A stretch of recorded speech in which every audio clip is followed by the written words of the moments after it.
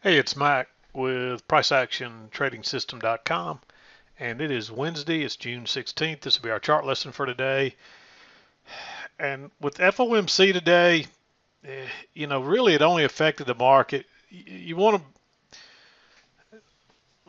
let me actually back up here on a high volatility news announcement like FOMC. You want to be flat about an hour going into that market. If you're already in a trade and you're just managing it, just be flat before 1 o'clock. And that's 1 o'clock Central Time. Whatever time the news comes out your time, you got to convert that time frame over. Just be flat before that market comes out because you see what happened here at 1 o'clock, what this thing did. The bottom just literally fell out of it. And so you can't afford to get caught in that. And so you want to be flat now. And I don't recommend entering any new trades about an hour prior because a lot of times, let's get this on here so we can see the times. You can see how we were going flat right here and how tight that was. I've seen days where about 11:30 to 12 it'll start doing that, and it'll do that right into the news because nobody wants to trade into the news, so it just nothing's going on, and you might get hung in that. So as long as you're out by about noon, which actually is right here.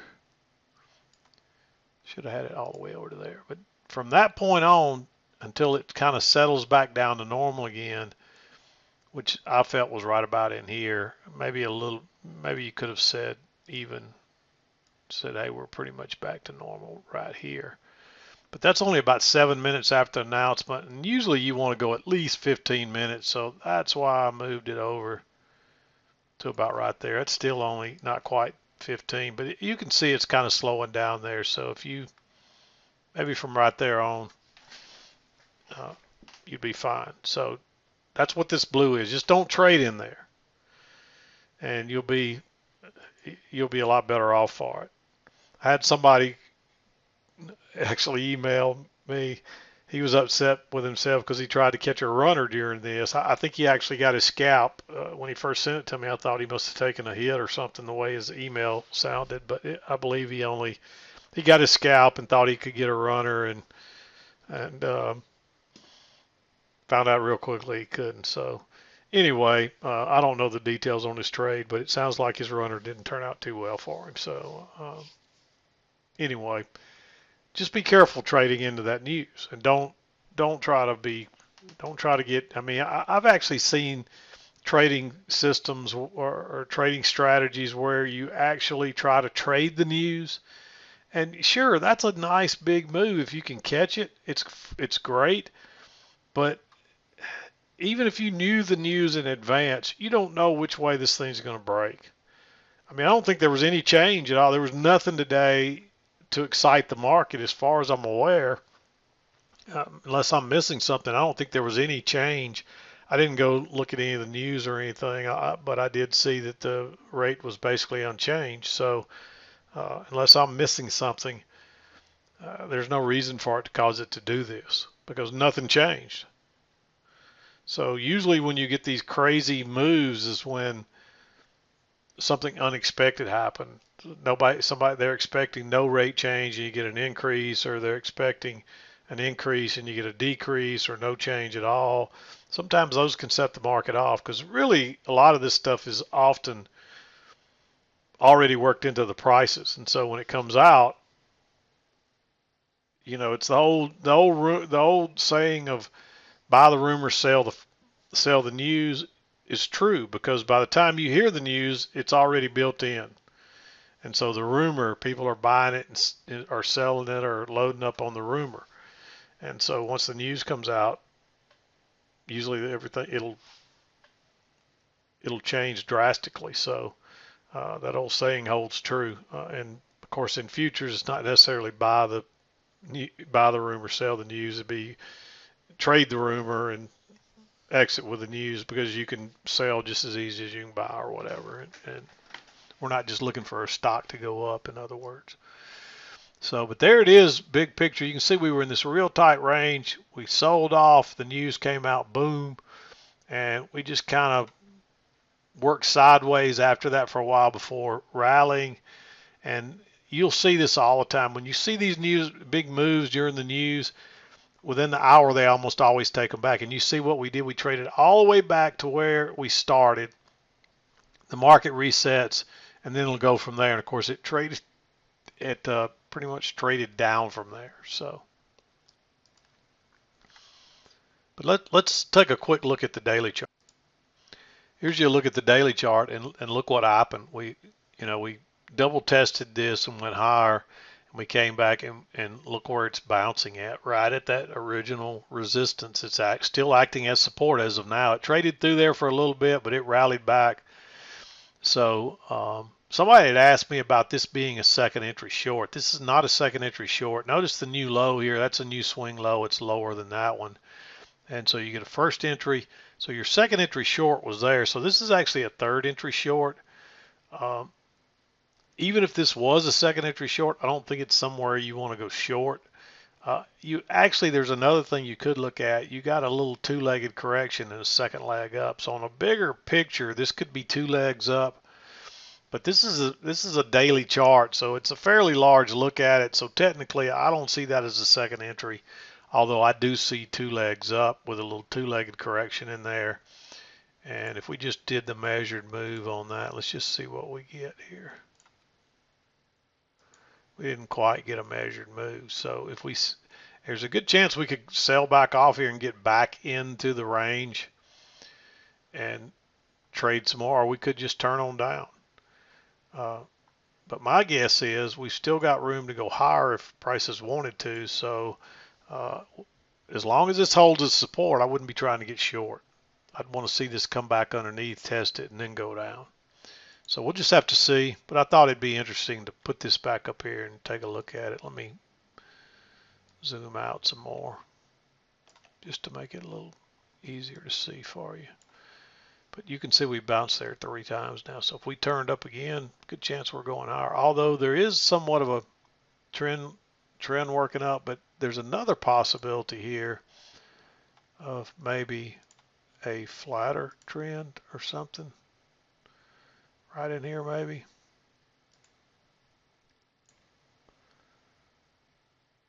Like that. So that's a possibility as well. Keep that in mind. We'll see what happens, but I thought I'd show you that. But back to the 2000 tick chart. All right, let's zoom in here. It's going to be interesting trying to do this. And you can see this was the early morning, and just don't try to trade this stuff right here. It's futile to try to trade that. I had a couple different people send me stuff on second entries and failures in there, and they just got chopped up. And you just can't trade this stuff. Don't even try. When it gets that tight, don't try to trade that. You'll be better off. And even when it dropped down here, all it did was continue to do the same thing. So it's just not worth trading. But anyway, 7 o'clock came down as we're coming down here and making this bottom. And if you back out and look, you got a double bottom here. So you got a new low. So then you get a first entry, and then you get a second entry short that fails. I like going long there on the trout. Quick, easy move up, and you'd want to exit up here on this. It went a little further, but that's where I'd be looking to exit if I had a runner or anything. Of course, then you get a failed breakout. The only problem with this failed breakout is generally you want to wait on a lower high, and that doesn't come till here, and that bar is too neutral. It's just not a very good bar. It doesn't close in this lower 1/3, so no way you can use that for a signal bar. You do get a failure here, but look how they got 1, 2, 3, 4 bars stacked up.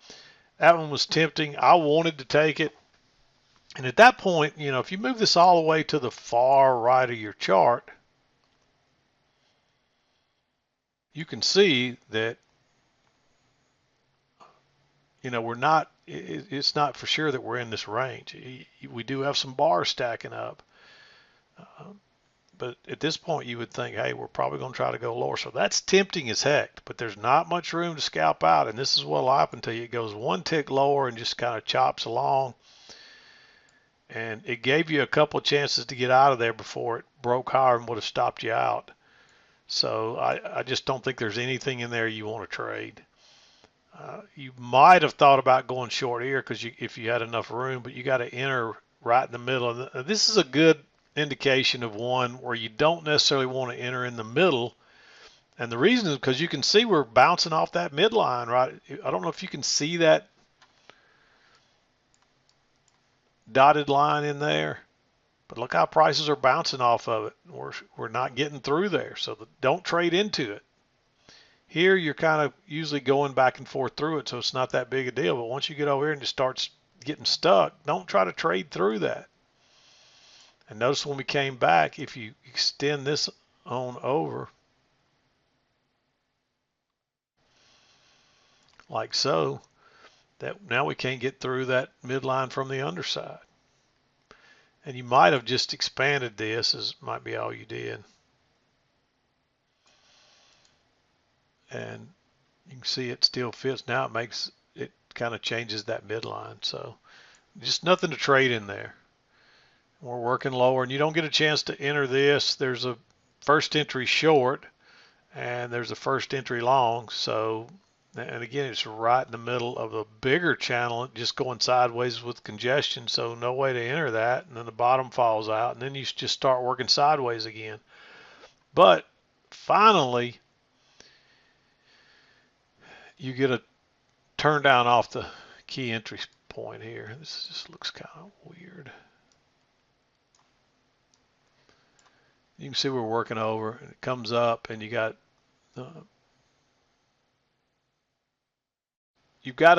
basically a double bottom here, so you could look at that as a second entry. We're not looking for second entries in this kind of price action. However,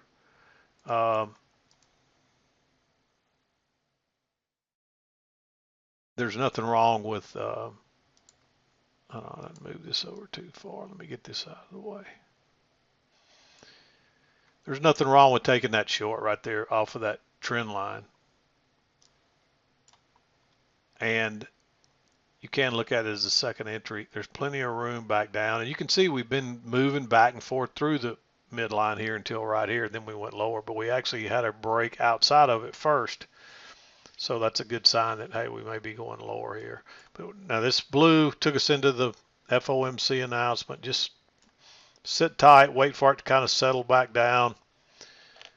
And that was as we started kind of chopping sideways here. But notice that new high. You try to go higher once, twice, and it fails real quickly and gives you this big bearish bar. You actually could have gone short one tick below this bar because that's where the failure occurred. But if you wanted to wait on this one, see if it broke lower, and then drop your limit order back at the same spot, it would have been one tick. That's a great trade right there, and you would have caught a nice runner on that one. And it just runs all the way back down to the lows basically. And then notice you got the little channel break, new low, and you got a channel working up. You get a break, move to a new high. So the price action is playing out really nicely here. There's a couple I marked green. All of these are green. None of them are really great trades. I like this one just simply because you've got a break of this trend channel right here, and you would expect prices to go lower here coming off the high, but you might expect them to test this high first. So when it broke higher and failed, when it broke lower right there, it's a failed second entry long, and it was a quick scalp, and then it turns up. But you would also, so now you've not only trapped people and trapped them in and out, now you've taken it back higher and trapped the original shorts. You're forcing them back out, and you actually have two legs up to a new high, and then it sells off. Then it comes back, and notice the new low, first entry, second entry, and that's a big bearish bar. It's a really big bar. I'm not crazy about this trade. I mean, that's 18 ticks, so you're risking 20 ticks. That was kind of hard to say. I'm sorry. 20 ticks right there to take that trade right into the EMA and not far from the midline of a larger channel. I'm not crazy about it. It would have been a nice trade. It is a lower high off of the failed breakout. It's also a first entry, second entry, so it's a failed second entry long. It's also a second entry short. So there's a lot of reasons to like that trade. And so I did mark it green. And if you watch, prices come down. They try to go higher once, twice. So that's a failed second entry long. I like going short as long as you got room to get out before down here. I like that trade. And of course, it runs quite a bit further, then bounces, turn down, and you actually get a new low right there. There's actually a failed second entry short right there, but I don't think you want to go long right into that EMA. But it makes a new low, so then you get a first entry, second entry that fails. I like going long right there. And it actually comes back and gives you a second opportunity, gives you a nice bullish bar, but it's only a first entry. It's right in the middle of the range. I just think it's too dangerous to go long right there. It's getting late in the day. If you took it, you'll see that occasionally when you get a reversal pattern like this that works, but early on it didn't look real good. A lot of times it'll come back. They'll bring prices back, and if it gives you a nice setup after that, it's worth taking because it's like a second chance opportunity. And you need to know what you're doing. You need to be able to read the chart really well, but you'll see that sometimes. So just rather than try to trade those, I would just watch for them and get an idea and notice them and see how they play out and just see if you can train your eye to see that when it happens. So, and then eventually you may want to try to trade those, but we'll back out again here. Give you the big picture. It's kind of hard to get a big picture of this because it's a lot of movement. I mean, we went from, this whole move down is from, actually we might have made the lowest low right there. I mean, that's a 51-point move right there. So that's a fairly large move. So it's hard to get all that on the chart sometimes without backing way out, but not a lot of trades a day. I see 3 or 4 trades here that that are half decent. The rest of them, there's some more green ones in there, and you probably could argue for some other green ones, but if I didn't mark them, I wouldn't be taking those trades. You definitely don't want to take anything inside the blue there. After that, yeah, there's some others you could probably say, hey, I like those, I like that trade. Why didn't you mark it or whatever? But if I didn't mark it, it's probably at least aggressive or at least a little bit risky. So anyway, I'm not going to beat around the bush. This just was not a very good trading day with the FOMC being this week across here early on and coming into the FOMC and then not really doing anything until late, well after 1 o'clock, almost into the 2 o'clock hour. It's just not much happening. I mean, we did get some good movement here, but this was all after 1 o'clock and almost into 2 o'clock before it really started moving. So just not a very good trading day. Not a lot going on out there. You got to be real patient. And just remember what I said about those FOMC announcements. Any kind of red high volatility announcement you probably want to be aware of. But FOMC is the big one.